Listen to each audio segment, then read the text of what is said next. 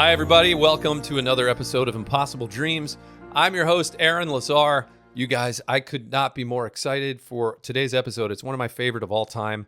My guest is the one, the only, Josh Groban. Josh Groban is not only one of the greatest vocalists of our time, with more than 35 million albums sold, multiple Grammy, Tony nominations, a Primetime Emmy nomination, but Josh is also one of the greatest guys that you're about to get to know. He's kind, he's hilarious, he's humble. He is a champion for arts education, bringing arts education to students, teachers, and schools all over the country through his foundation. We are going to get into everything from Josh's early start when he was only a teenager, performing with Celine Dion, David Foster, launching him into a legendary career that leads all the way to Josh recently announcing a new world tour. He's going to another 20 cities, maybe more, I think, all over the world beginning in February of 2026. I could not be more grateful and honored to have Josh join us before he starts flying around this beautiful planet of ours. Josh Groban, thank you for joining us. Thank you for joining me last year, doing a duet with me on my debut album. That's where our friendship kind of began, and I'm still pinching myself. Thank you all for tuning in to this very special episode. Please, before you even get going, just click subscribe, rate, and review the show right now. That helps us to keep bringing this show to audiences like you all over the world. Thank you so much, and this is Impossible Dreams. Josh, man, welcome to Impossible Dreams. Buddy, I'm so happy to be here. Oh my God, I'm so happy you're here. We've been talking about this for a while now. We have. We now our second set of microphones that we're in front of here together. That is true, and I mean, not as much reverb this time. Not as much reverb. I needed so much reverb. I was man, I'm the reverb king. I got to tell the quick story that, I'm blessed with this opportunity to make my debut album, and one of our producers, Jonathan Estabrooks, kept saying, we got to get Josh Groban. Do you know Josh? I said, look, man, I don't. I said, I know Anna Lee a little bit. Ashford. Yep. And they're doing Sweeney Todd together. And I think maybe I could ask her to talk to Josh, and then I just thought, that's not really the right ask, because I don't know if I asked her to do the album. Like, it's just weird. So I just said, no, I don't know Josh, but of course I know Josh. Does anybody ever really know Josh? I don't know. I will find out today. We're pretty wily. But so I just, obviously having been just a fan is an understatement of yours for my whole youth. I mean, I'm a little bit older than you. So when you were breaking onto the scene, I was in my early to mid 20s. Okay. And that was sort of right when I got out of grad school, right when I got to New York and started to make a run at the Broadway thing. But I wanted a record deal so bad. Yeah. And I went in and out of so many record deals, and you were, for me, the gold standard of you owned the niche. Man. You were as good as it gets in the niche. And it was just like, thank you. How do you compete with Josh? How do you do where is there room for another, whatever. So flash forward 25 years. Yeah. And Jonathan, to his credit, my producer, he went and I guess he contacted your people, and he was just like, would Josh want to do, I don't even know what happened. What happened? First of all, I just want to say that to know that you were listening to that and looking at that world back then, it just goes to show, I was in such a bubble. I was so, lonely during that time period. And even though, peripherally I could see that things were going well, I wouldn't, the fact that, you were listening from all those years ago and then we reconnected, it means the world to me, because for me it was all felt like it was by accident. This door opened and this weird thing started to happen, and I thought, well, if anybody's listening, then great. But I was in such a bubble that I didn't really get that perspective. It's not until later in my career that I get to, meet extraordinary, brilliant artists like yourself and say, oh man, we listen, there was a world happening back then that I had no idea. So. Oh wow, yeah. I mean, not the world was. Who is this guy who has this voice and is this young, which I can't wait to talk to you about. Just my experience of singing when I was 16 versus when you were 16, 17 and on stage with Celine Dion. And the next thing you know, making albums and on tour. And I was still just figuring out how to sing. Oh, me too. But that's the thing. That's the secret, is that I was a student until about 10 years into my career. I had to totally fake any semblance of, like, I know what I'm doing confidence. I was terrified. And I didn't feel ready. I was selling millions of albums and thinking to myself, they're going to find out this is not real. Like, someday they're going to, you're fooling them and fooling them and fooling them. And, I felt like a complete fraud for a lot of it, because it's like every time I went out there, I would knock it out of the park, but like by the skin of my teeth. I thought, God, surely the next one's not going to go well. And, a lot of that was just not believing in myself. I mean, I'd say a huge portion of that was just not believing in my own ability at that point. But that's what happens when you get plucked at that age. I'm actually like, I'm jealous of artists that got to experience those formative years of failure and picking yourself back up and making friends and being stupid and, figuring out where your strengths are and where your mess ups are kind of in private. That's something that I missed out on. And so it's taken a lot of therapy and a lot of years to finally be able to be like, I'm good now. I'm comfortable with like my life and, and my work. But it's taken a minute. But all that to say, like, whatever stars have aligned the universe to put us at this this beautiful wood table.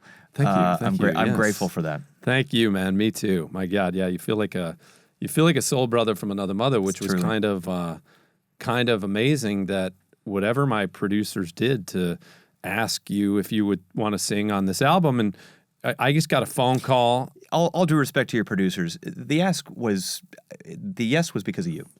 Truly. But how would I have known that you even, the fact, I was just like, Josh doesn't know who I am. And of course I knew who you were. Well, first of all, I'd followed your career as well and was have been a big fan of your voice. Come on, really? And when you came out and you told your story and the idea behind the message of this album and the fact that you were going to use your talent to help to inspire others and to make an album like this was not even like remotely an arm twist for me. This is why I got into music, to be able to collaborate with an artist that I respect for such an incredible project like the one you were making. Oh man, come on, easy. Well, I don't know if I've even told you this. I think I told Natalie this when I had the gift of meeting her at your Hollywood Bowl concert recently. My girlfriend Natalie. Yeah, unbelievable. Who's watching, Natalie. sends her love.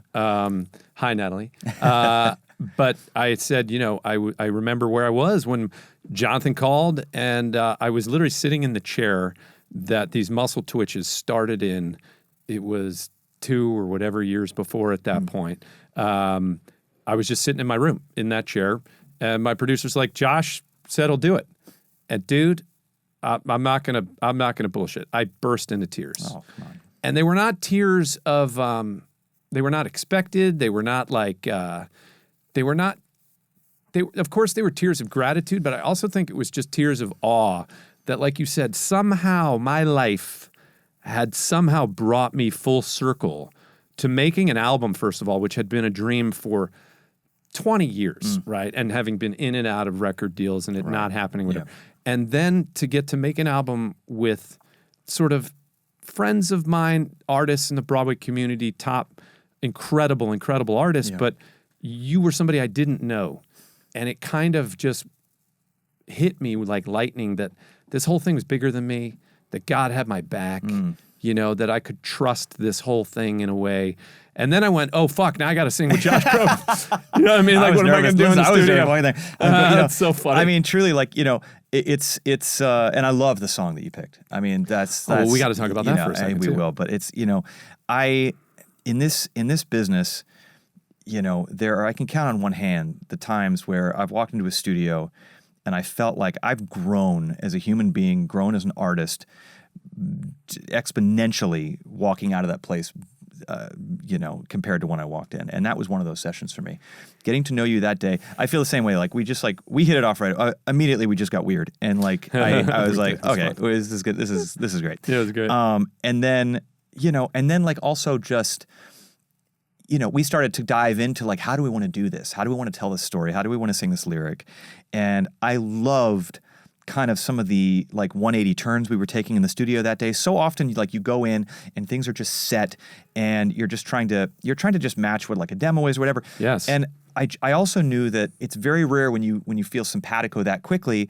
And we looked at each other and we were like, let's try it this way. Well, I got to give you huge credit for a second. I don't even know if you know this, but so I picked this song, Let Your Soul Be Your Pilot, that Sting did in the 90s. And I just thought the lyrics of this are exactly how I am getting through this healing journey. When the doctors fail to heal you, when no medicine chest can make you well. A little extreme, not exactly what I'm saying. I love my doctors, but that message of like, let your soul be your pilot, she'll guide you well. Yeah. That's what I was doing. I was trying to listen to my soul. And so I picked this song, and there couldn't be a better person on the planet.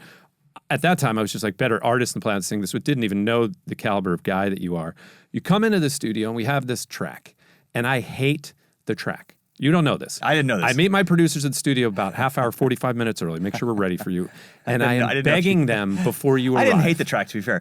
I wanted to. Sorry, I'll let you get it. But I did feel like we could find something more sincere with this message. Yes. Yeah. Well, and it was a thing where I had talked to Sting about the track, and we had an original orchestration of the track that was really almost Hollywood cinematic. It was lushly orchestrated, and it was kind of, I thought it was beautiful, and Sting went, absolutely not. And I was like, oh, he's like, get an accordion and get, the gospel accordion and it was kind of more similar to what Sting had done with it years ago. I see. And I went, gospel.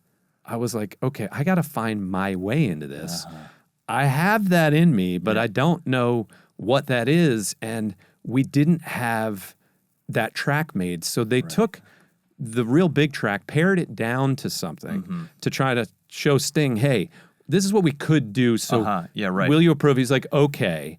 But I didn't like it. I'm like, we have Josh Groban coming into the studio, and we have an unfinished track that is, and I begged my producers. I kind of felt that from you, though. So dude, this is why this thing between you and me gets even weirder right now, folks.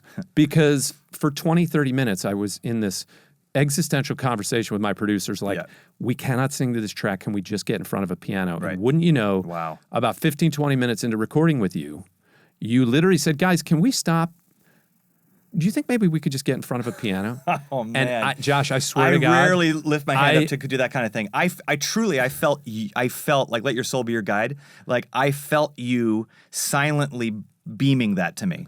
Okay. I had kind of, it's amazing because I had let it go and I had accepted that this is the track, and I'm like, just try and keep up with Josh on these vocals. Compromise breeds mediocrity. It does, right? Yeah. And then there you were, and it was like another like God wink, as Chenoweth calls them. Like, I felt that too, and also I felt because also like I didn't want to. This is your project, and I wanted to just accomplish, whatever your vision for this song was. I wanted to be the best that I could possibly be for that vision. But I truly felt you like, and I wouldn't normally probably feel that necessarily with somebody I was singing with for the first time, but I felt that from you, and I'm glad we did that because it was so special then sitting around and doing that. The first time I sang through this song with the piano with you, I was just like, I got chills, and I was just like, oh my God, this is where the good stuff is. And the power of music, a lot of times when you're making those kind of decisions, and there's a lot of things in music, and especially when you're making an album, that you feel this pressure to knock off the checklist on paper. Well, on paper, this should be good. On paper, this is what the execs want. On paper, this is what... And so as an artist, it can be really easy to like gaslight yourself into thinking like, well, and we're people pleasers as well by nature. And so like, it can be very easy to say, well, if that's what everybody wants, and I just want to make everybody happy, and maybe I'll come around. And there have been times where I've come around. But, at the end of the day, it's universal. And my feeling is whenever I'm at that precipice of saying, is it right? Isn't it right? My feeling is that we all have ears, and art connects with us in a very universal way, in ways other things can't.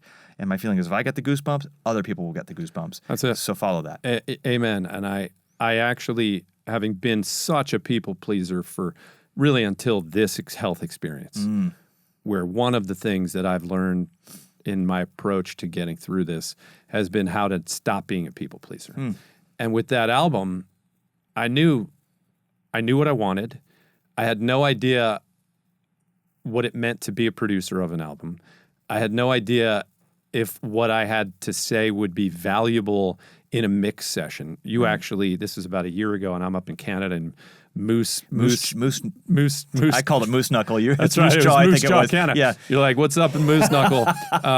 And you were like, listen, man, if you need anything, and we had just met, we had just recorded a couple months ago. I was checking in on you, and so you were in a Yeah, cabin. you were checking on me, man. Just be like, you all right? And if you need any help with these mixes, you know, and so I think you gave me a boost of confidence to go into these mixes and not be a people pleaser. And I was a pain in the ass probably, but we got the album that I'm proud of. And good. And I stand by it, and I'm so grateful for it. And that's something I had to learn a little bit later too, which is that at the end of the day, it's your name, it's your face, it's your voice.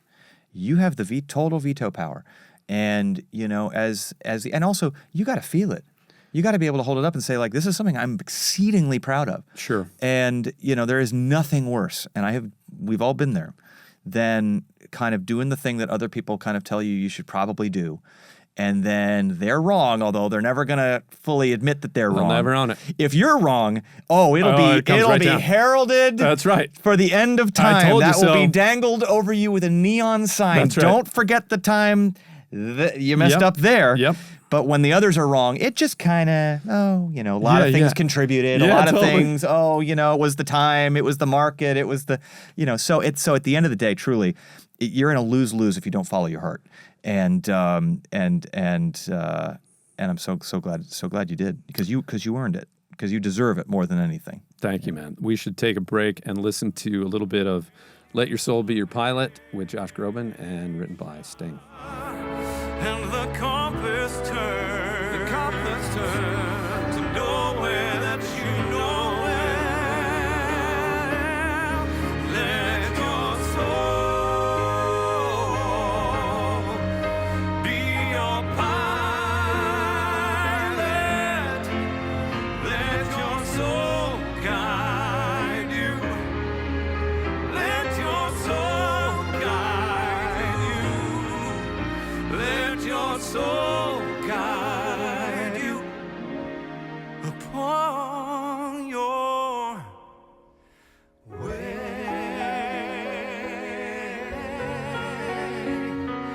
Your way.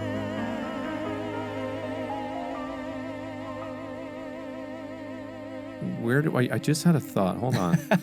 I want to Wait. Let's see if we can recreate. Let's see if we can recreate what happened in the studio. Right. Send me your I did. thought. This is what. No, that's exactly it. Yeah. What am I about to say? Oh, you're a mentalist now. That's a dirty one. No. Let's see. You are saying to me that Flamin' Hot Cheetos. No, is it about No, it wasn't about the Cheetos, All man. right. No, I was just going to add that when you said, hey, all right, let's just go sit at the piano, I looked at my buddy Dave Dass. Now, Dave Dass is a musical genius, producer, orchestrator, composer, friend of mine from when we were teenagers, went to junior high and high school together. And I've always wanted to work with Dave. And on this album, the album team came to me, but I said, listen, can I bring in my buddy Dave, even just as a vocal producer? He'll help with harmonies. We were turning solos into duets and whatever. Yep. So Dave came on. He said, dude, whatever I can do, let's do. But Dave was in the studio that day, and Dave sat down at the piano and pulled that arrangement out of the sky. That was Dave who played. Out of the sky. I know. Yeah. And then that's magic. Dave on the album. And so it was another beautiful gift for me to make that music with him. And that's what those studios were made for. I mean, that's the thing too, is we're stepping into like hollowed ground. That studio has had just so What many. was that? East West? Yeah, East West. I forgot which room we were in, but it's. I think it was the Sinatra room, exactly, the Elvis room. Totally. All of those great albums were made there. And they were made the same way. A lot of musicians went into the room and said, I don't know what we're doing today. Let's figure it out. And they played until they felt good. And I felt like we honored the space too by we did, by but doing also it that way. that's again. I just I'll credit you again. We can leave it alone, but it's because when normally you hear from your people. Listen, we've got Josh for 2 hours. So when Josh is coming in, you're like, okay, the pressure's on. Now, you've made Broadway cast albums. Sure. You know how fast that goes. I had really only ever made Broadway cast albums. So to have any more than 2 takes in a studio singing anything and not have the clock ticking with the money people going, absolutely. Okay, just get through it. We'll fix it in post. Right. I didn't know what that was. And you came in and said, however much time you need, man, and took the pressure off, and were so you and just so incredible. And then you just knocked it out of the park. I mean, what was another dream for me, and I hope we get to do it again someday, singing in the studio with you. You're a master of your craft. I told you this when I saw you after your show at the Hollywood Bowl, because I know what it takes to become a master in these, of theater, of performance, of singing with an orchestra, of being in a studio. I always wanted to become a master, and I was always an imposter in there, because I never spent enough time. And it was like when I started to become a screen actor, and it took a dozen guest stars on TV shows before I even felt like, okay, I'm okay standing on set and understanding even what this is. Well, it's unnatural. It's not natural. Yeah, it's a weird... It's that magnifying glass on, I think, on the human psyche is just, there are some people who are born, I wouldn't want to meet many of them, but just with that born, I'm ready to be on stage confidence, slight narcissism, but there's a world out there, and social media has made it even worse, where those people are finding the spotlight more because they're just born with a me attitude. But I think for the general public, and for most of the artists that I actually admire and respect, the idea of learning about how to bare your soul with a sandbag at your toes and a guy over here and a camera over here or a microphone wire down here and 10,000 people doing this to you is not a natural thing for the human condition. And so finding ways to be vulnerable as an artist while under pressure, while being viewed under a microscope, it does take time. And honestly, it should take time. The best artists that I've met come from an era where your hit album could be your third because you needed that time to develop. Anybody in particular that you want to mention? John Bon Jovi said to me once that, Slippery When Wet was not his first album. That was the album that broke. And he said, look, he said, I had time. We met, I think, at Live 8 years ago. He was a super nice guy. But he was just kind of lamenting about the fact that on behalf of all artists that are coming up today, and that was then, and it's even worse now. Yep. Now it's not even about is your album a hit. It's is that first song drop a hit, and then we'll decide if we make the rest of the album. The idea of developing and letting an artist grow, especially when you're signing them so young. I was signed at 16, 17. And, I am lucky that even though the first album miraculously found an audience, I was lucky that nobody was waiting for it and nobody cared. And I wasn't going after top 40 and I wasn't going after being the fad of the week. I was really kind of looked at with a side eye by so much of the industry that I look back at it and I say, what a gift that was. Because all I had was just, let's make stuff that feels good. Nobody cares. Wow. And now that there is a formula and now that there is a playbook and a bar that's been raised, every single project that I do, I have to go back to who that kid was when nobody was looking in order to find that thing again. So it's not unusual is what I'm saying. You might have felt like an imposter, but you were doing it just like the rest of us. Let's go back then for a second to who were you when you were 16, 17? Were you, I know you've talked about interlocking and going to theater camp, and obviously you were singing, but in my experience, right, in finding my voice, it was so far after 16, right? I mean, at 16, I was a bass in high school. I was playing the leads in the musicals because I had stage presence, and obviously I was meant to be doing this, and it was something I wasn't even thinking about. I was going to go to medical school and do that whole thing, but obviously God knew a little better. Sure. But it took me, so for you to have had the voice, right, where did that come from? It came from, and this is why I always talk about how important it is that you have teachers that push kids when they don't want to push themselves to express themselves. Here's that paintbrush. Here's that, making it an assignment. That's why arts ed is so important, because it's an assignment. A lot of these kids are insecure and they're not going to try it unless it's put in front of them. You have to try it. This is the class. And they go, oh, aha. That was kind of like what it was for me. I was given the opportunity to open up a little black box theater at my high school and start an improv class. And that was my therapy. As I said, I was having such a terrible time. I was going to this middle school in Los Angeles, and I won't name them, but I was having a hard time. And the arts teachers were my saving grace there. My grades were terrible. I was battling ADD at the time, and I didn't know it. I wasn't making any friends. I was lost inside myself. And lucky that I didn't have a phone in my hand all the time, that there was no way to like be on social media and have all that anonymous bullying and things like that. I just, I would go home and just keep to myself. Having that arts teacher to say, hey, if you want, hey, you're pretty funny. Take the key to the theater, and during the free period where everybody else is having snacks, on the picnic benches, if you want to gather a group of kids and go into the improv or into the black box theater and just do a little improving, go for it. And like that was the best day of my life because it opened up comedy. It opened up that stuff. The music teacher saying, hey, and while you're at it, you can go in the music room too if you want. And I'll just leave the drumsticks on the Who snare. were they? Let's name these teachers. Who were they? Oh my gosh. So Richard Barrett was that music teacher who was absolutely essential to open. I mean, he was, and I've invited him since then to all of my shows and have come back and thanked him. And he was kind of the contemporary music teacher and the choir teacher at the time, and he's still teaching. And he's the guy who pulled me out of the back of the choir when he saw that I was shy. He gave me my first solo. And then he also saw that I was kind of struggling a little bit socially. And so he said, hey, use the music room anytime you want. Just bash the keys, play the drums. And the kid that I was before those things was mute. And the kid that I was after those things was all of a sudden raising my hand in class and making friends. But I say that because to your question, and I was signed at 17, and those things were happening at 14.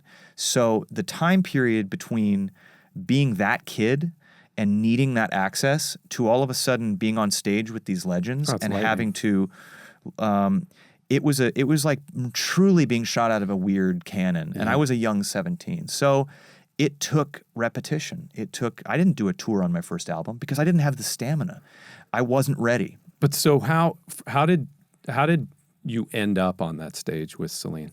I was working with a voice teacher in LA. And because I was very lucky that I had parents who saw an ability and decided to put me into some lessons because I really started to enjoy it. And that voice teacher happened to be friends with some other people in the industry, including David Foster. His name was Seth Riggs, and I went to school with his son. And Seth was awesome because he's like, I'm going to give you discounted voice lessons because you're in the neighborhood and I believe in your talent. And that's awesome. Come over every couple of weeks and we'll just. Seth's very famous, right? Speech level singing. He is. That's right. Yeah, he's very famous. Very famous teacher. And I went to school with his son Matt. So I was very lucky that I had that access. And David called him and said, hey, who have you got who's young, who can sing for free? And I showed up at an event in Sacramento for the governor of California at that time, Gray Davis. And then 2 weeks later, he said, hey, you were great. I'm at the Grammys. Come by and sing with Celine. I mean, it was, and famously, I've told the story a ton, but I said no to it because much like you, I was a bass baritone, and I was very much post-puberty, enjoying being a bass baritone. Yeah, seriously. And I'm not so much. I'm definitely not a bass anymore. But I I was like enjoying being low. I was singing all my favorite, Tevye and Sweeney and all this. I wanted to, and I couldn't dance at all. So I was really kind of. We have so much in common. I was Nobody really wants to see me dance. Double threat, not a triple threat. I was kind of like preparing myself to one day either do kind of light opera or dramatic baritone roles that don't require high kicking. And same. So the idea that David would say, hey, I've got this song called The Prayer, and of course, like the legend Andrea Bocelli, everybody was listening to that Romanza album at that. I mean, I was just wearing it out. And and I knew the song The Prayer, and David's going, wait, you want me to sing The Prayer today? He goes, yeah, we're going to fax you the lyrics. Come on by. Celine's here. And, again, I felt like an imposter for so much of that time. I did not have stars in my eyes. I was not thinking to myself, this is my break. I was thinking to myself, well, that's a coat I can't wear. That's not me. I can't sing that. But thank you. But my God, like, thank you so much. But I can't sing that stuff. And if it wasn't for David saying, get your ass over here, nobody turns down David Foster. Yeah. I'm not sure I'd be sitting here because he said, he also recognized we got a shy kid here with some ability, and he's got I had somebody come up to me very early on saying, you got a beautiful light bulb, it's just not turned up all the way. Yeah. And he saw that. And so Celine saw that too on stage. Luckily, she was not anything other than supportive and was like, oh, this kid's getting a break. I know what's happening now. This is one of David's, this is. I love it. So she held my hand and got me through the nerves, and the whole thing, turned out great. And it's why now that I'm in a position to do that for other young singers, that kindness that Celine extended to me also is the reason why I'm here. Because if that had been a stressful day or a day where I felt like I was divaed or made to feel less than or discouraged, I would have gone home and would have just said, "Ooh, that is not for me. That is not for me." So, I was very fortunate. This episode of Impossible Dreams is brought to you by our charity champion, the ALS Network. The ALS Network is incredible. For families and patients who are living with this terrible disease, every day brings a new challenge. Trust me, I know. The ALS Network is there every step of the way with compassion, advocacy, and hope. They are helping patients and their loved ones all across the country, from funding groundbreaking research to hands-on support. I know firsthand how vital their work is and how much their support matters. I know that together we will accelerate progress towards better treatments and one day finding a cure. How can you help? Please visit thealsnetwork.org, make a donation, get involved. Your support really does matter. It brings us all one step closer to ending ALS. Thank you so much. What an amazing story. Do you credit, what are your views or thoughts, feelings about God, destiny, faith? What part of that? It is always evolving. And I got to say, man, like your journey with spirituality and the openness with which that you've expressed that journey and shared that with the public has actually really been very eye-opening for me and really inspirational for me as well. I grew up in a fairly, like, I guess the technical term would be like agnostic, but still, theist. Like, we appreciated that there was a higher power and that we wanted to live our lives with that humility and with that love. But my father, coming from a very, very conservative, traditional Jewish side of the family, and my mom coming from an Episcopalian side of the family, and then my dad converting when he married my mom, and we had Christmases and things like that. Oh, wow. It was kind of, I had a very rich family tree on both sides of very different books, But the thing that both of my parents really instilled in my brother and I is that the books are the books. You can study them, you can get from them what you want, but the true tenets of what it means to be spiritual and to be giving and to do unto others is universal through all. And I think that I went through my period of time where I would say it didn't matter to me as much, and I was very cynical about spirituality, and I was, very much, I don't know, I wouldn't say I was atheist, but I would say that I was very much about the here and now and what we know in science, and I also was rejecting for a long time the dogma and some of the negative aspects of organized religion that really turned me off to learning more or tapping into my own, what could be my own journey with it. And I don't think I'm alone in that.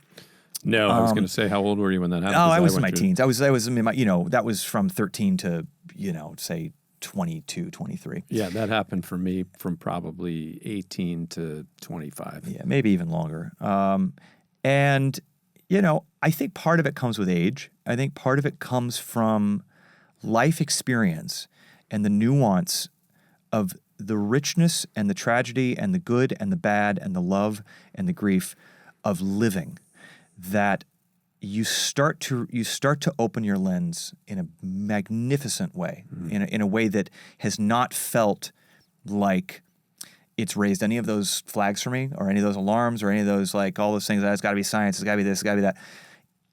You just start to look a little deeper, and you start to look a little further, and you realize that there's a world of possibility that is just, it is a miracle.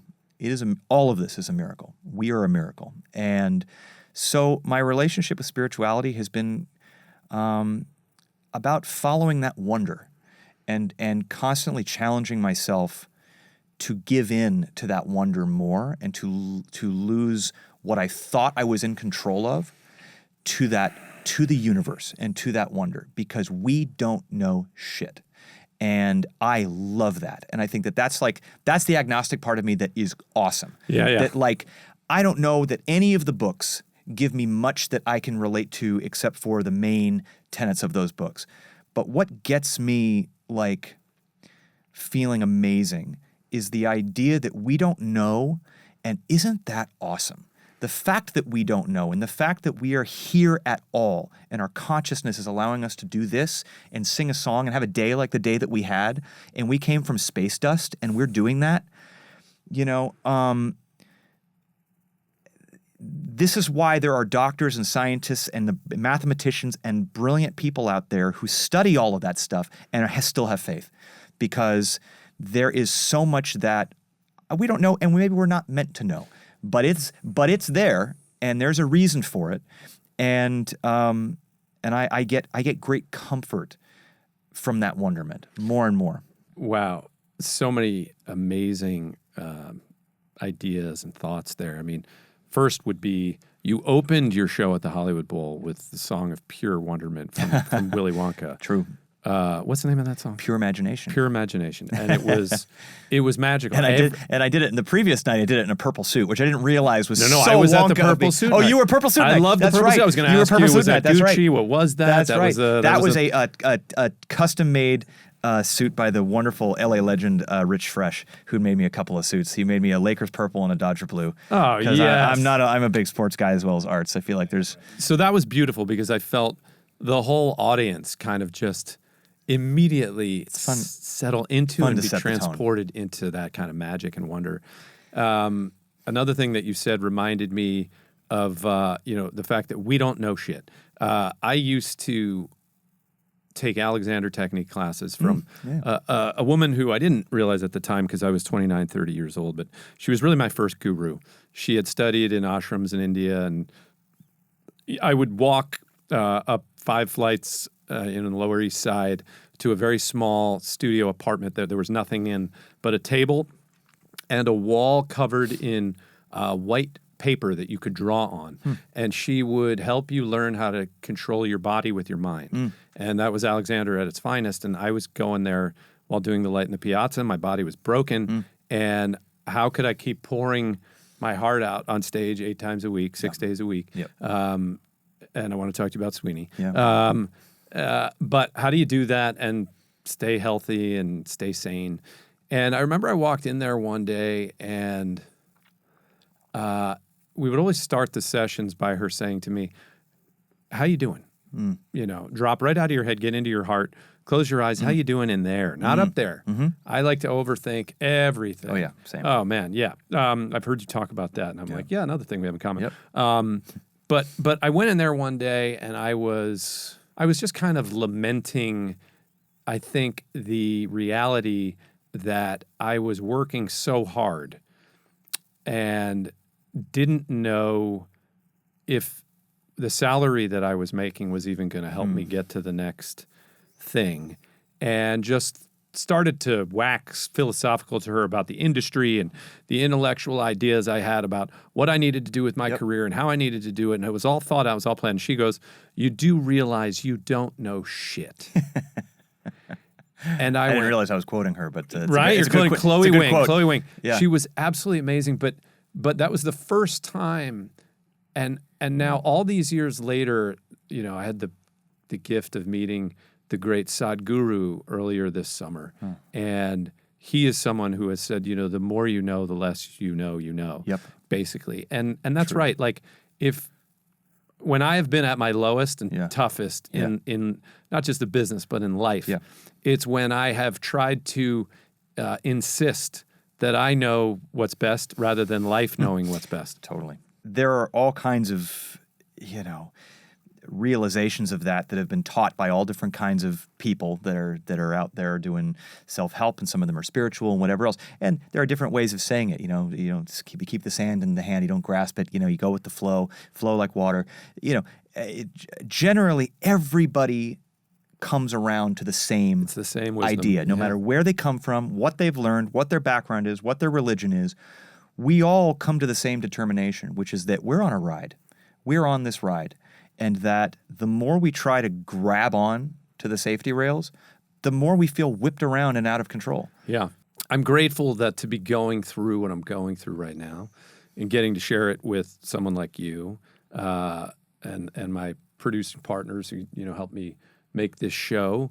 I'm grateful that we're at a time where science and spirituality are finally, I feel like, almost allowed to coexist without it having to be, you got to pick one or the other, man. Right.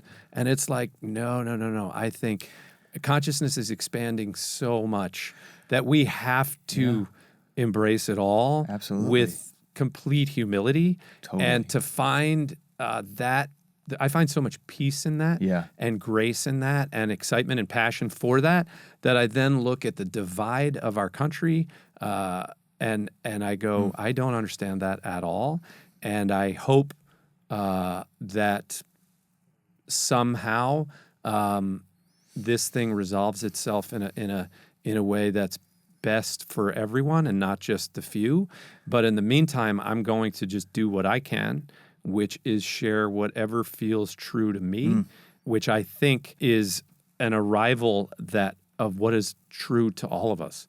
It's an awakening. It's an awakening. And the fact that, and I've said this to you, before and today, that to have the platform that you have and to be sharing that with people, you're creating more aha moments than you could possibly realize. And, it is, and we should, what we should do? We should get, who was the name of the woman with the white, was it Chloe? Chloe Wing? Yeah. Yeah. She needs to go into the Capitol building and just say, you don't know shit. Any of you. Go deep, go inside yourself. Yeah. Because there is, this is another reason why we both feel, I think, so blessed to be in jobs where we can just connect. We can just connect with people. We can share our stories, we can share our songs, and we can do it under one roof and invite people to figure out the best ways in which we can connect with each other and connect with the universe through whatever it is we give to them. Because it's about as noisy and angry and fearful and divisive as I've ever felt it in my life. My parents have never felt it in their lives this bad.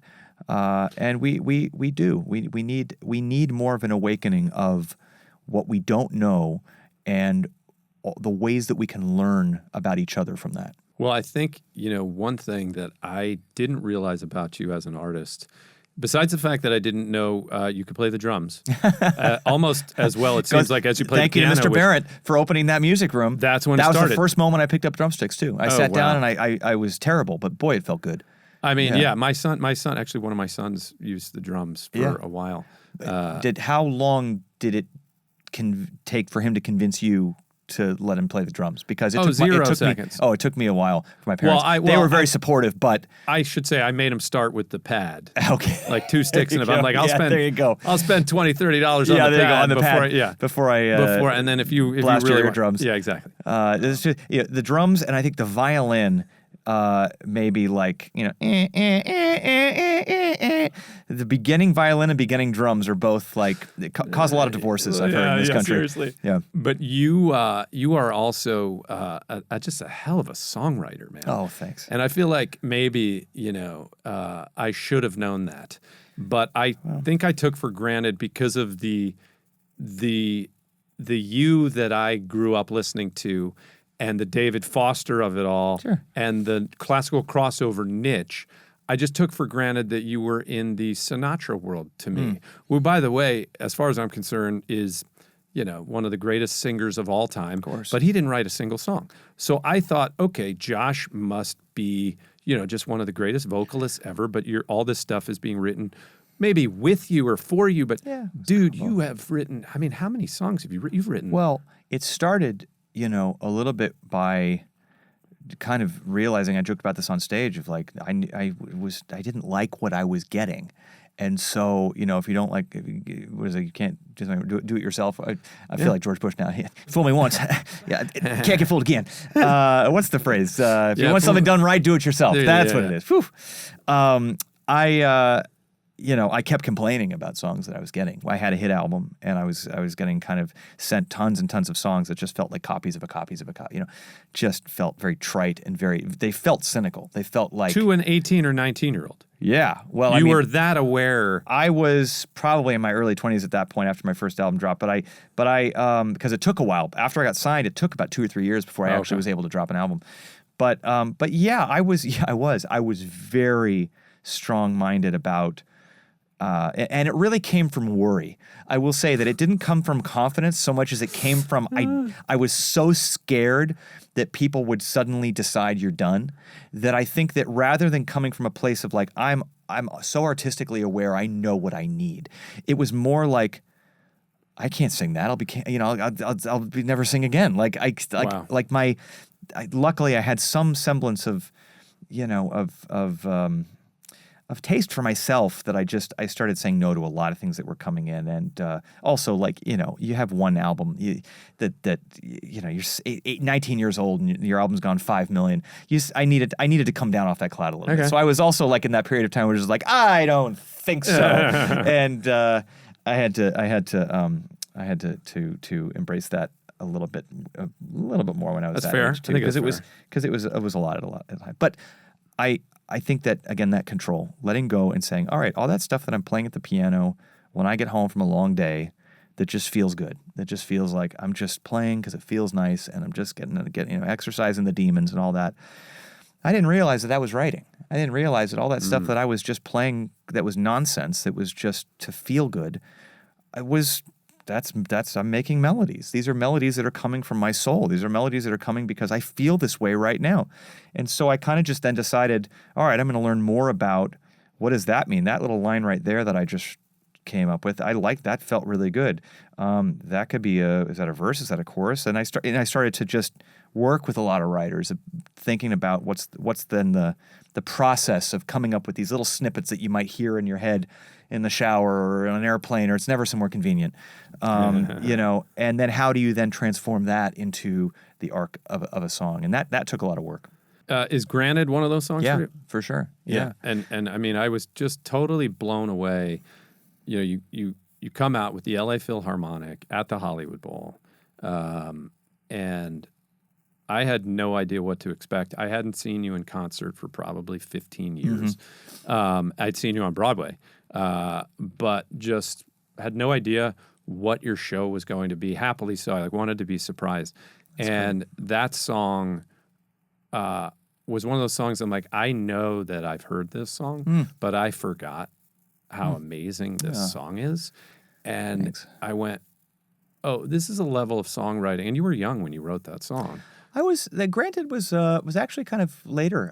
Granted came about right before COVID, actually. Oh, okay. It was on my Bridges then. album. It was a little bit later, and wrote that song. I was very lucky to write that song with two incredible songwriters, Toby Gadd and Bernie Herms, and so I definitely had some help on that one. But I loved sitting down at the piano and writing that with those guys. It was really meant a lot to me to write a song with that kind of message. Yeah, and it was one of the highlights of the night for Thank me. you so there much. were so many, but it was so many. And then I just thought, I can't wait to go listen to all the stuff that you've written that you do. Oh, thank Because you. I just would love to dive more into that. That But means a lot. It's scary, It's scary to write. It's when you have a voice that, I love to interpret. One of the great joys for me is singing songs by writers that I've idolized my whole life, and to be a vessel for that. That was my only goal. I wanted to be of service to Sondheim and Weber and Gershwin and Puccini, and I wanted to sing great melodies. That's all I wanted to do. And the good news about getting shot out of a cannon and going into this world, and again, like sometimes you don't know where life is going to take you, where there's these forks in the road.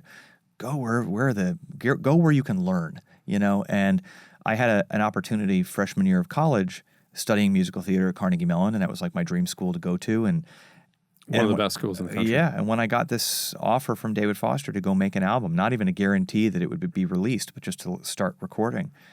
My mom, who comes from art teaching, and she's an educator herself, really, said, look, you are in class right now to study musical theater. And if you go and you do this and you make songs that are yours, you need to view it as another educational experience, that you take a year and do this Mom. Wow. and learn from it, that this is not a stars in your eyes. This is not off to go be famous. Go and see what it feels like. Take the class of working with an 18-time Grammy-winning producer every day for a year. Take that class, because that's a class that people don't normally get to take.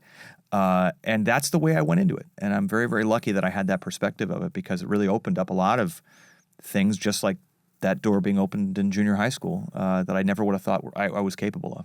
What's harder for you, to interpret a great song or to write a great song?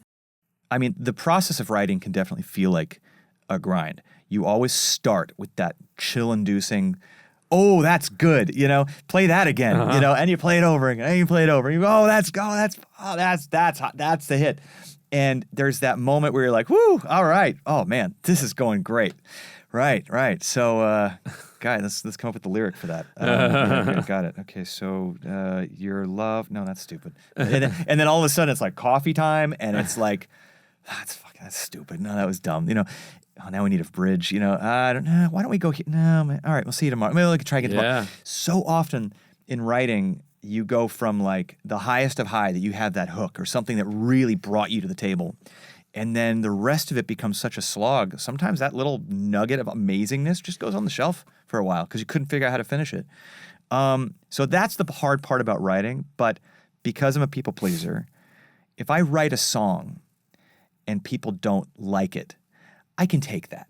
Well, I tried. This is me. I did it. I felt good writing it. It's okay. Yeah, you don't like it? Good news is nobody will ever hear it, and they're not going to know that I tried. The good news about writing a song nobody likes is that nobody listens to it. So it's like it's as if you never did it. But if you sing a song that's a classic and you mess it up, that I can't take. Wow. That if I feel like I took on a song that I love, if I made an album that was all original songs, and a critic decided to shoot me down, I would have gone like, I would have probably said to myself, like, what does that guy know? It's from the heart, man. Screw that guy. But if I had been shot down for singing Sweeney, for instance, or something that I grew up loving, that I would have carried with me forever, because I really, as a vocalist, like, I get great pride in being of service to great writers. Me too. I want to feel like I did everything I could in service of what that writer wanted. And if I feel like I let that person down, or I let an audience down who loves that, that is really hard for me to take. And I flog myself over that way more than if I wrote something and was like, what do you think of this?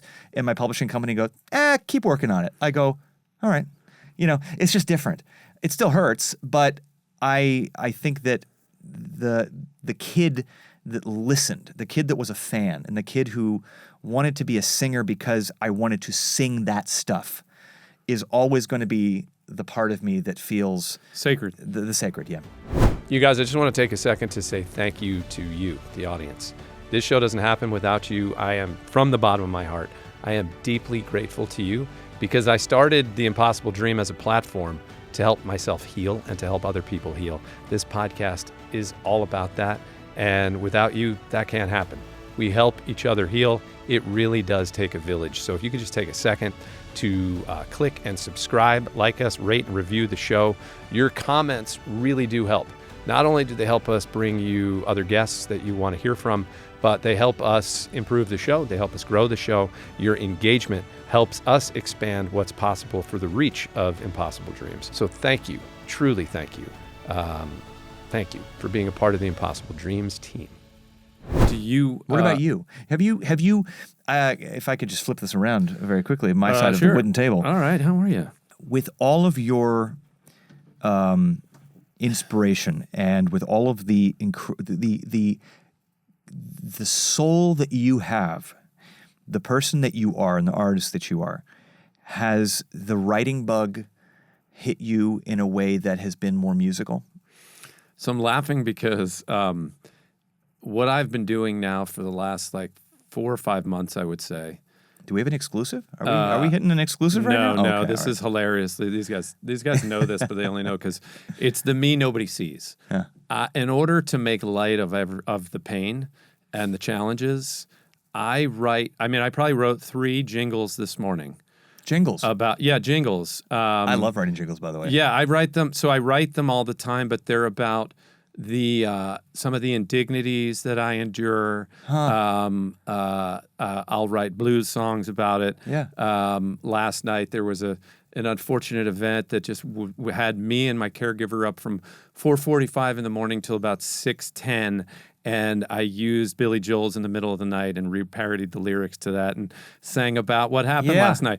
And so I do that, which is so not songwriting. So It is, no, first of all. it's jingle writing. No, listen, let me tell you something. I did a thing where I sang the tweets of Kanye West for Yes. for Kimmel, who's coming back. I don't know if Send it's it to airing, me. but he's coming back. Thank God. Yes. But one of the many amazing and weird I've things seen that that. That was Kimmel awesome. had me do. Yeah, he had me do the tweets of Kanye, and then he had me do the tweets of Trump. This is, I should say, both of those were when Kanye and Trump were okay to laugh with and not be terrified of. So and part of that bit was, we're going to put these tweets in front of you, and we just want you to write like jingly songs to these tweets.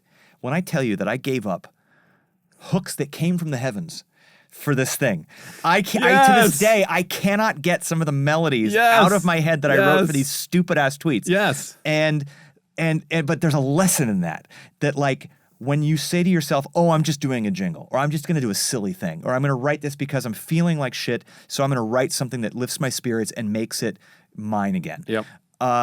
That actually, the kind of the uno reversi of creativity is that, like, that's where the good shit is. When you're saying to yourself, right, I'm with a very important writer and we're working on a very important thing. Let's be important. Nothing, like, very Nothing comes of it. rarely does good stuff come from that. And, you know, you're speaking my language, because you're telling me this story anecdotally of like, well, yeah, I am, but not really, because this is the reason why I'm doing it. No, like, I would challenge you to say any of those jingle melodies you're coming up with because of XYZ that you're going through, that you feel like writing this is going to put a smile on my face and make this okay for me today. Yep.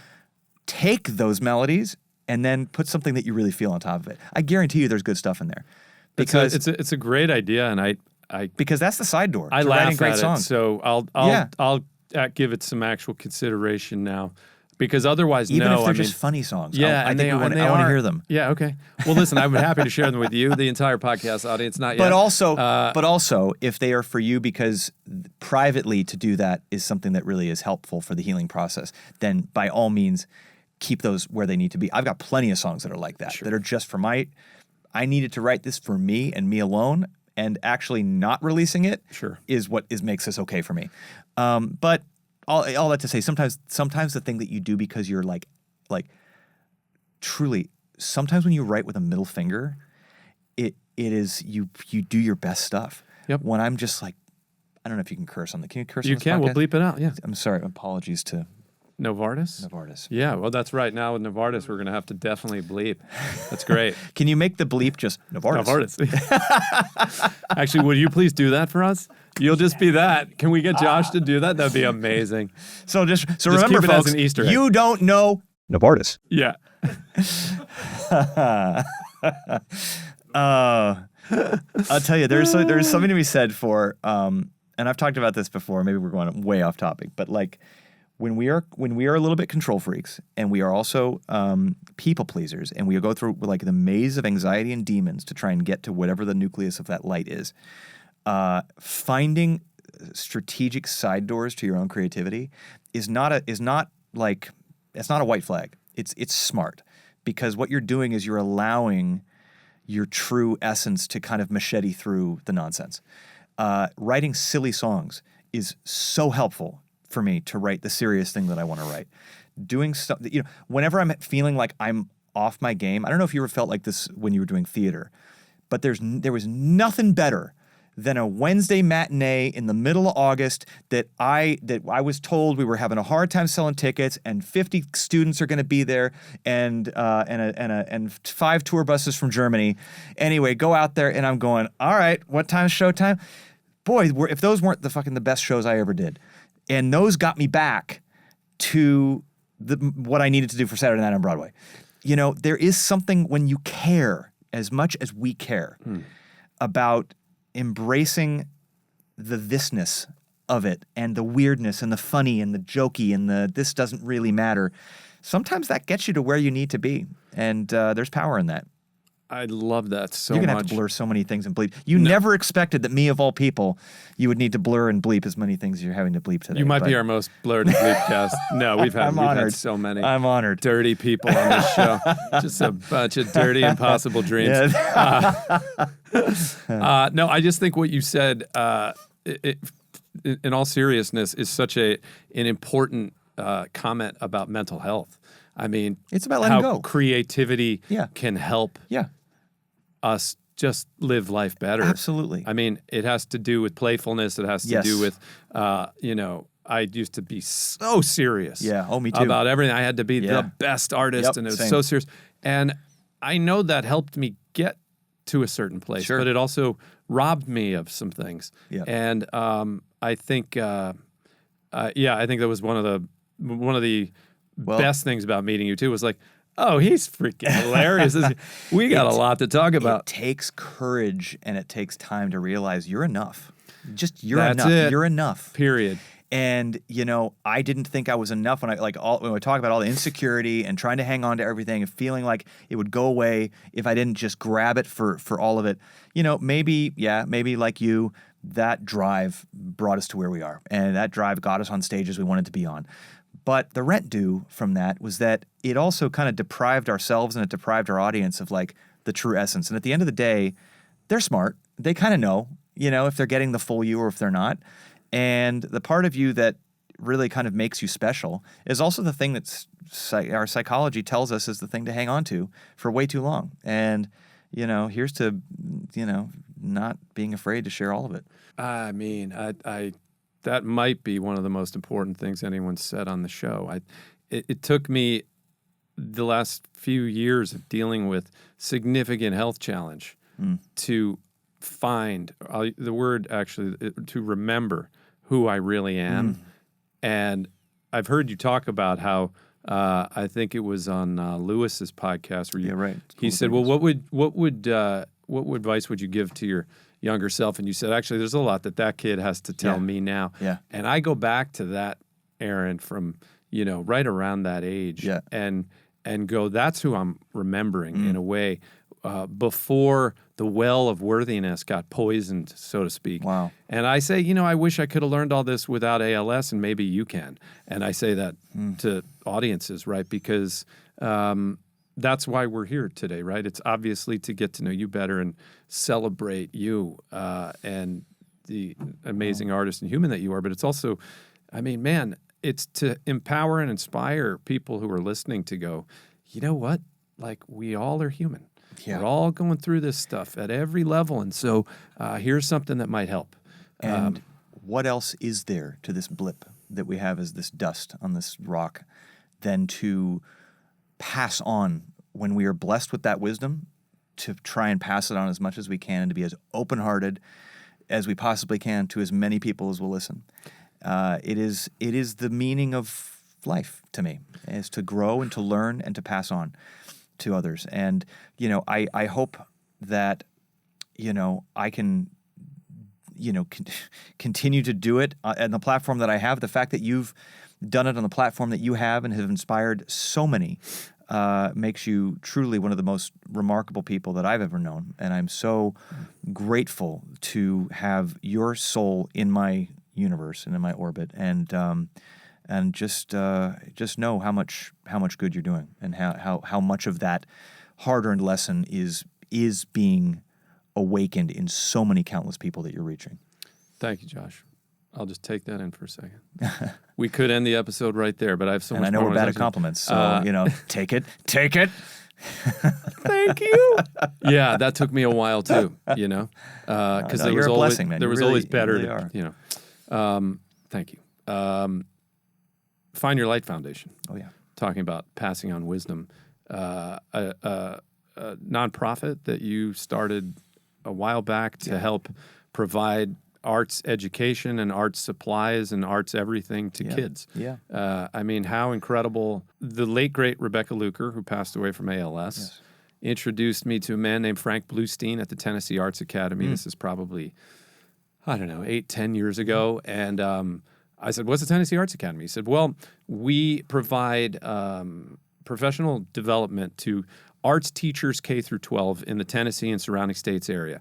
I said, that's amazing. How does it work? Well, they come to Belmont University, I think's campus in Nashville, and we house them and we feed them, and we bring teachers in, arts teachers from all over the world in all the arts, visual, music, theater, dance, and then we bring in a Broadway artist to do a gala for them and celebrate them. Right. And so it was just artist passing to artist. Rebecca passed the torch to me, Right. and I've passed it. But I was so blown away by what the Tennessee Arts Academy was doing, and I got curious about how were they funded and who's working, and because of how teachers changed my life, how arts teachers particularly changed my life.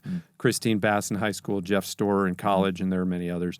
But so when I heard about your foundation, I was like, it's as if we're like really are brothers from another mother. So can you just tell us a little bit about the foundation and what Thank you're you. excited about, where you guys are right now? Yeah, we both enjoy immensely, I know, giving to organizations that we care about and lending our time to those organizations. And so I was doing that for a long time, continue to do it, love doing it.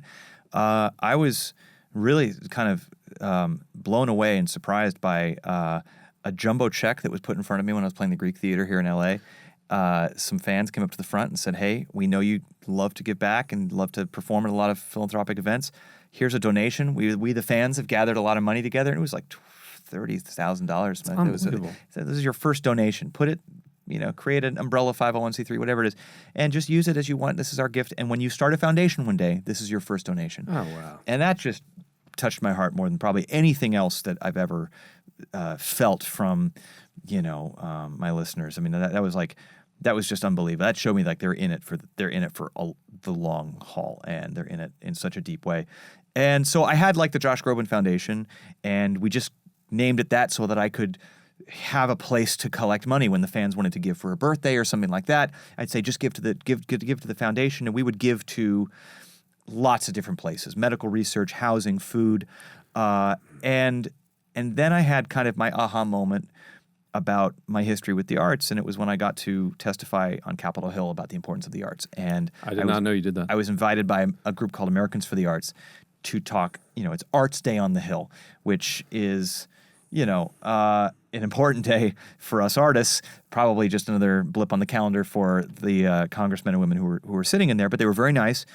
And as I'm talking about my experience with the art and how important it is in our society and for our humanity, I was thinking to myself, man, I've got a real connection to this. I come from this. It saved me in so many ways, and we need this. And it was also being cut at such a drastic rate that I thought, you know what, I'm going to kind of shift gears with the philanthropy. And that was my realizing, like, this is what I want to do with this war chest. I want to make it about the arts. I want to, for a couple of reasons. One, because a little bit goes a long way with the arts. A paintbrush, a saxophone, a music room, building a set for kids. The fact that these programs are being cut is such a tragedy and a shame, because it doesn't take much to keep them alive financially. So we realized we could make a huge impact with the money we had, but also everything was on our side research-wise that told us that not only was it it just uplifted the spirits of these kids, and especially in communities where going into these programs are the first time and maybe only times that these kids have an opportunity to express themselves and to feel like themselves. It also helps with graduation rate. Maths and sciences, their grades are going up. They're going to college for the first time sometimes in their families.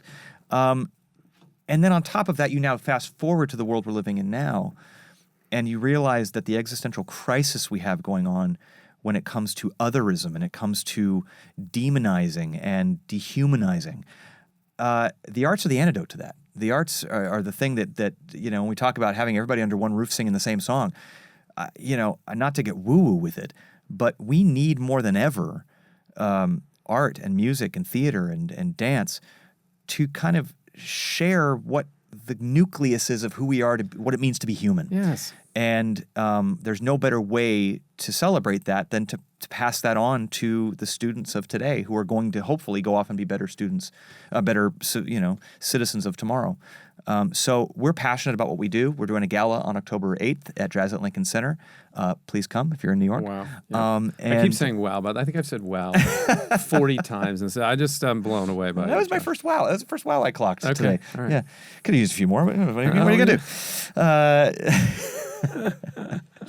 There's been a lot of mutual wows here today, Aaron. Okay. But yes, it's a passion of mine. I've probably talked way too long about it, but it's my favorite thing that I do. Well, thanks for sharing. Where can people go? Is it Find Your Light? Yep, they can go to findyourlightfoundation.org. And learn about what we do, learn about the programs that we're giving to. We give a lot of grants to a lot of organizations here in the U.S. We'd love to expand globally, as we'll call it. There you go. That was not a first, right? That was a first for that one. Okay. But I like globally, this baby. is what I mean. Is things you just got to take it as it Yeah, comes, man. And you can make a donation there if you see fit. So thank you. Last thing I want to talk to you about, believe it or not, is Sweeney Todd. Sure. Maybe we could rapid fire some Sweeney. Sure. So you already said in high school we had said bass, baritone, or tenor. Yep. You were. I was a baritone. You were baritone. Leaning on bass, but that's just because I was singing unhealthily. Yep. That's because I had tenor notes I was too lazy to work on. But that's cool. I didn't have those tenor notes. I was the bim, bim, bim, bim, bim, Oh, yeah. bim, bim. Like I was down there. Nice. Not today. But to the point where when I got a voice teacher, started studying in college, and it was operatic baritone kind of stuff. Sure. But when I got to New York, like, there's no work for a 22-year-old guy who tries to sing like he's a 45-year-old Thomas Hampson. That's me. Like that's not going to That was happen. so me. And I had to stretch. So I'm lying. We're not going to go to Sweeney quite yet. The notes in your range that I heard you sing at the Hollywood Bowl, B flats. You were up there. Yeah, I was up in the B. I was B flatting it. Easy. You were making it easy. It's possible those were meant to be Bs, but it happens. No, dude, I'm not even going to give the audience who doesn't understand what you're talking about a qualification to that, because the fact that you're up there at all. I mean, I remember how hard it was for me as a baritone to go from classically trained baritone in college, where F sharps. You're and taught Gs to cover are like your my F sharps and Gs, Yep, and that's your top. Yeah. And I get to New York, and they're like, "Oh, if you want to work, you're going to need like A flats and A's." And I was like, "I don't have those." And then got thrown into the Scarlet Pimpernel. Oh yeah. Thrown into covering Doug Sills on the road, my. and going, "I can't sing this." And found my voice teacher Bill Schumann in New York. Yeah. And he was teaching Howard McGillen and Michael Bolton and Marcello Giordani and all these tenors. Yeah. I was like, "Can you make me a tenor?" And he would mail me little cassettes on the road, and I would sing in the basements of theaters on tour, praying that I never went on, and I went on once. And I have a recording of it actually. And there's one high note. This is Frank Wildhorn score. Yeah. And I hit the note, but I have to cut it off. He writes some. It's like He writes some high notes. it's baritonery powered. Yeah, kind of, and he writes them on a lot. He has a lot of E vowels. Yeah, a lot of hard high E shit. vowels. Yes. Frank, what's with the high E vowel? Come on, man. Yeah. And I had to cut off one note at the end of the big power ballad, where I cut it off by going, "Nah, yes." I just sing said yes? at the end because I got through it. You did it. I was 23 or 24. That's called survival, my friend. That's just doing what you got to do out there. 3,000 people in Cleveland got that. But so these notes that you have. Well, look. You always had them, or Seth helps go. Hey, Josh, let's stretch.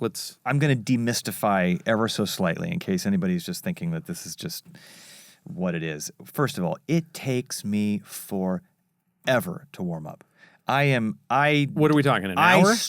I'm talking like throughout the day. If I've got a Hollywood Bowl coming up or a concert or a Sweeney or whatever it is, I start doing my lip trills the moment I take my first shower in the morning. Wow. I stop, I eat a little bit, I do something else. Then I do a little bit more. And I try, and I just like a feeling of like, am I there? Nope, still doesn't want to go there. All right, do a little bit more, do some sirens, stop, go eat, go do something else, go work out, whatever. And is that though because you tried it the way I've certainly tried it, where I go, I probably don't need to warm up, and now you're half an hour before the show going, oh, fuck, it's not there. Voice is stubborn mistress, and it does not want to behave like I want it to some days. And most days, I would say, in fact, it takes so much work to get to where that needs to be, which is why there are some days like the Hollywood Bowl where I'm like pacing backstage just going like, why am I doing this? Why do I continue to do this to myself? Because it is hard. And Well, hold on. You're also like I say this because twice a week I get in the water at my house. I have this very big hot tub which is kind of adjacent to the pool. I can't get in the pool, but I can get in the hot tub and kind of almost walk around, move around a little bit. And in there, I blast the Rat Pack and I sing because there's extra pressure on my ribs and my diaphragm, and it gives me a little exercise. And I sing Sinatra and I sing, Sammy Davis and Dino. Sure. Maybe Sammy has range. Yeah. Maybe. Some of that stuff is hard. But And Frank, Bennett for sure has and range. Bennett Yeah, for he had sure. range, yeah. But what I'm bringing that up is because what the set you did you did not make it an easy set. No, it was hard. That is, and how many songs? 18. I did about 18 songs. Dude. And so the LA Phil needs a set list 30 days before your show so they can put it into the book because there's Okay. 82 of them. Oh. Usually I've got a lot more leeway of like the day before a show I'll be like, I'm going to scrap that one. Oh. So there was no like, You were I locked. was locked in, and I chose like a really ambitious because you're always more confident 30 days out, right? And so It's the motto of this of course show. I can do that. Yeah. Absolutely. 18, throw another high note in there. Yeah. It's the LA Phil. It's a big deal. Let's do it.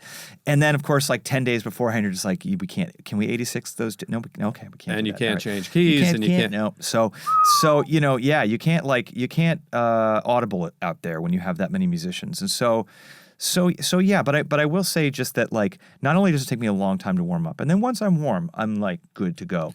But I also like I don't live in that range. I will always say that I'm a baritone. I am a baritone. I'm a light baritone. I can pop up. I cannot live up. I'm not a singer that will ever feel comfortable like just hanging on to a G sharp or an A up there.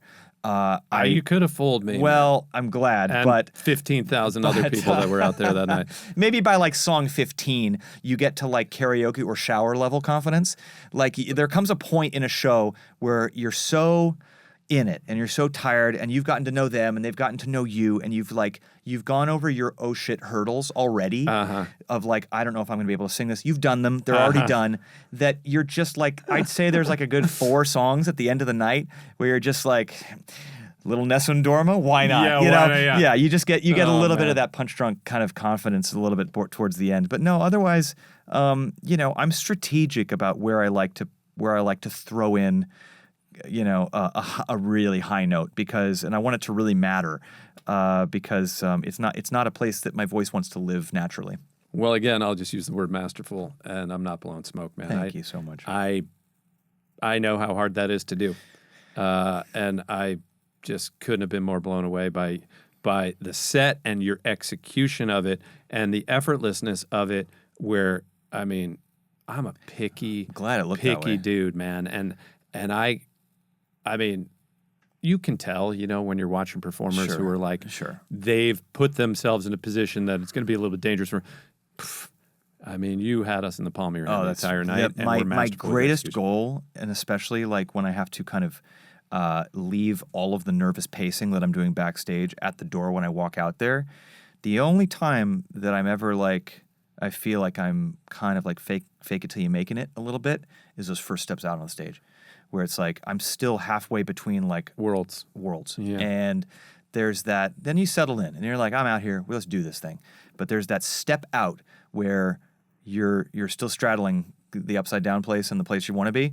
And ultimately your goal is to keep your audience at ease. Like my goal from the moment I walk out there is to make sure they feel comfortable that we're all in this and I know what I'm doing and we're all going to do this. But inside, as you well know as a performer, you're battling all kinds of checklists and all kinds of things and technique and breath and diaphragm and, stuff that is for you and you only. And that's the technician doing the work so that people out there can get chills, hopefully. That's just part of how the sausage gets made if you're a performer, Yeah, especially it's- 8 times a week.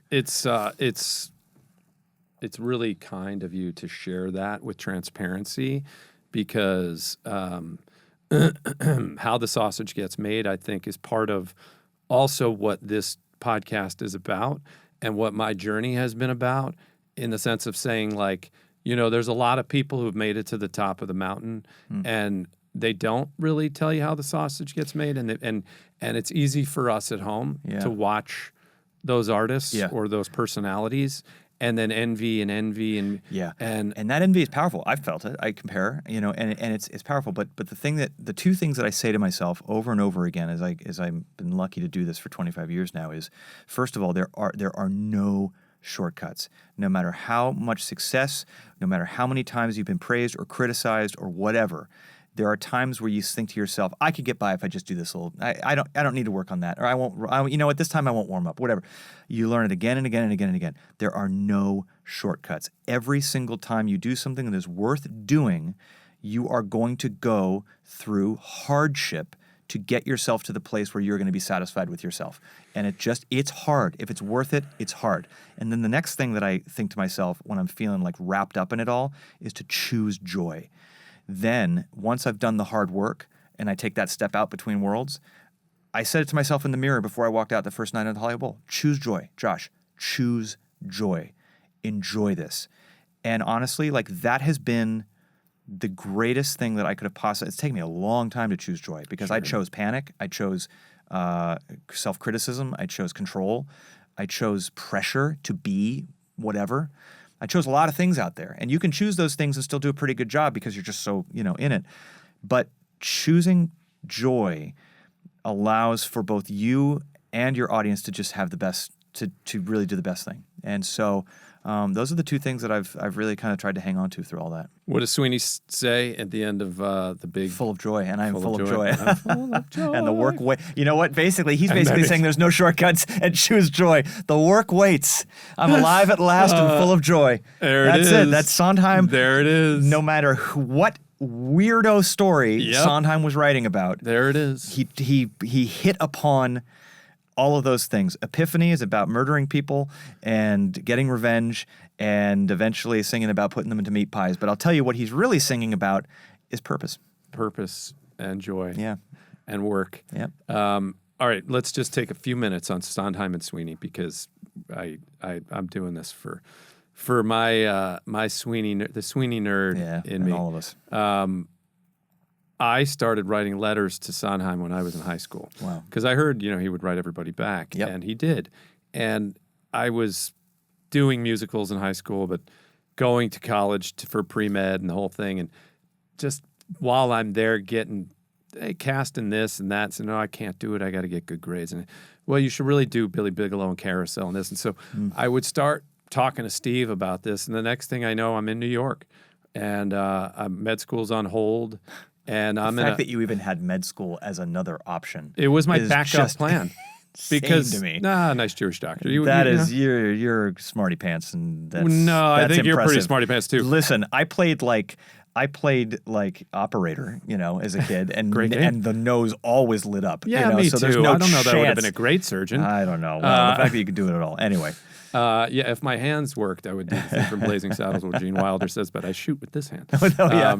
So I find myself in a studio, Chelsea Studios. Yep.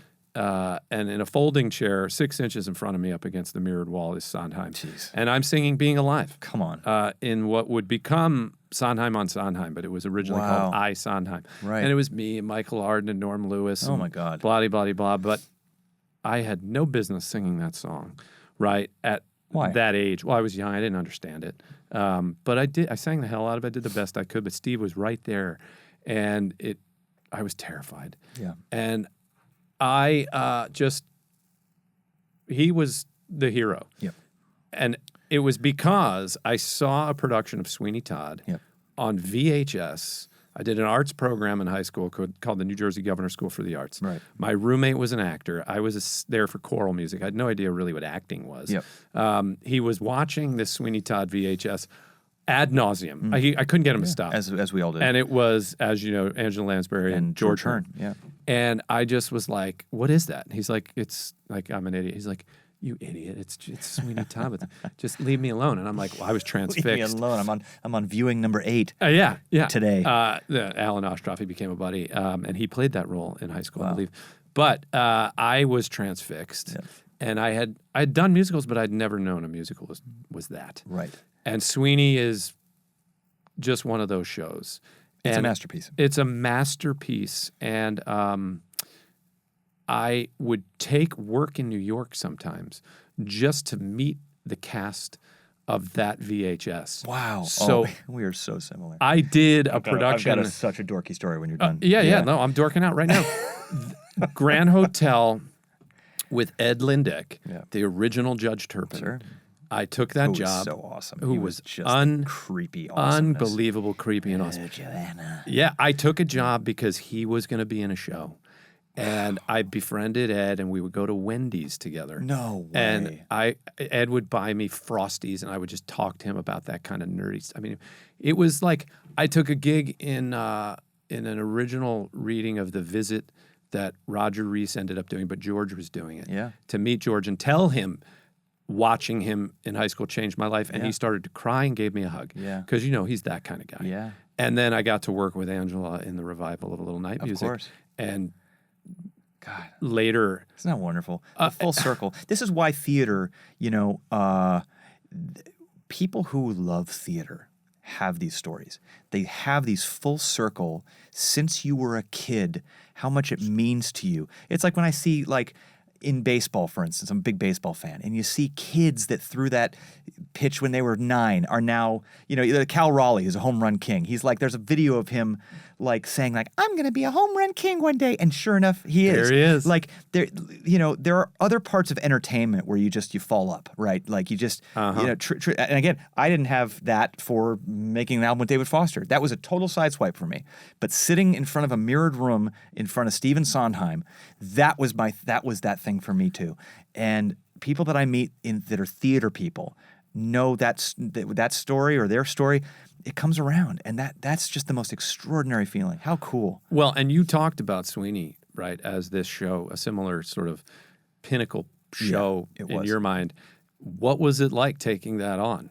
You asked about original versus interpreting, and first of all, my dorky Sondheim story, and again, I love how we're just tracking down everybody from that VHS, it's our hit lists, Yes. I gotta, Yes. all right, who's next? Yes. I went and I saw, I was looking at colleges in New York City in high school, and they were doing The Diary of Anne Frank with Natalie Portman, and I was not there for Natalie Portman as much as I had a crush on Natalie Portman at the time. Who didn't? I was there because George Hearn was playing the dad. I was there because awesome. George Hearn was playing Mr. Frank. And so I go to the front of the stage. I had a letter all planned, a red letter all sealed, and I found a stagehand. And I said, excuse me, before I head out. They're like, we're not taking anything from Miss Portman. I said, no, this is for George Hearn. Oh, And he goes, George? Oh, yeah, give that to me. I'll get it. George, you'll take that. Yeah, sure. And, sure enough, a month later, I got a signed 8x10 that said, to Josh, fondly, George Hearn. And I put it up in my dressing room. And he does. I don't think he knows. I don't think he knows that he ever signed that for me. He's a hard guy to get a hold of. But George, if you're watching, thank you for that. Oh, And, thank you, George. Yeah, We couldn't love you more. But yeah, it was a one of one for me as well as it is for so many of us growing up inspired and having baritone voices and just worshiping the altar of Sondheim. It was an extraordinary experience being able to mount that and to do it and the way that we were able to do it. Probably of all the things that I've been lucky enough to do in my career, I will really think back on being able to do Sweeney and do it that way as probably the most fortunate thing that I've ever been able to do creatively. When you say that way, do you mean as big as you guys did? Yeah. You went I mean, for it. to have been at the right age at the right time with the right production and to be able to do it at a time when Jonathan Tunick and the Sondheim estate and Sondheim at the time, because Sondheim greenlit all of us and all of it right before he passed away. And so to know that we had his blessing and that he knew exactly what we were going to do with it and he was stoked, that gave us a good wind beneath our sails that we were going to do it because it had been deconstructed for years. Yep. It hadn't been done on Broadway like that VHS. Nope. since that VHS, which blew my mind. I kept thinking to myself, do we need another Sweeney? And because I'd loved every other version that I saw, but I realized, but those were, that was Patti LuPone with the tuba, and that was, brilliant, but that was broken down. And then I saw it with Norm Lewis in the downtown, brilliant, but broken down, and deconstructed. And I thought, God, have we done it with the Tunic? Has it been done with the Tunic score in that operatic giant fashion? And we realized, wow, we've got an opportunity to do something very risky and very expensive, and hopefully bring some new audience members to this work. So it was a joy. It was the hardest thing I ever did, but I was full of joy. And produced by the great Jeffrey Seller. And Jeffrey Seller, who we would not have been able to do this without his vision. As you well know, not all producers are created equal on Broadway at all. And Jeffrey is one of those rare producers who not only has he not only backs up great art with money, but he does so with a really artistic vision. He directs, he understands quality control. And he's one of those people that when you have him at the helm as a producer for something, you know that there's going to be a watchful eye over what would make this the smartest thing and not just the flashiest thing. So we were very lucky. I have to say, I think, and this will bring me to my last question for you. I don't think I get to meet you without Jeffrey, because Jeffrey produced The Last Ship that Sting wrote. Of course. And without that, there's no Sting song. Which on I this also album. loved. I loved that show. It was beautiful. Yeah, it gorgeous. was so interesting. Absolutely gorgeous score. And saw it again. I saw it again in Los Angeles. Me too. Yeah, when they did that revival. And it was still good. And I thought it was great then too. Yeah. Yeah. So and Jeffrey's talked about The Last Ship, and again, he's puts his full weight behind art that he believes in, and it's very cool. Yes. So bringing me to my last question for you.